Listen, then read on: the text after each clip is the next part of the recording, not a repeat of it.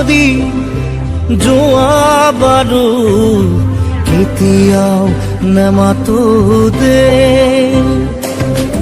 য'তে আছা থাকা তুমি কুশলে থাকিবা দে ও ভাগৰুৱা দেহাতি জোৰাবৰে মোক আৰু নকবা দে ও মৰমৰ গীতটি সুৰ দিবলে মোক আৰু নকবা দে কোৱা না এবাৰ কোৱা না তুমি সদায়ে হাঁহি থাকিবা দে চকু লগুৱাই নিজকে কন্দুৱাই কষ্ট Short voice, provide names of places and beyond.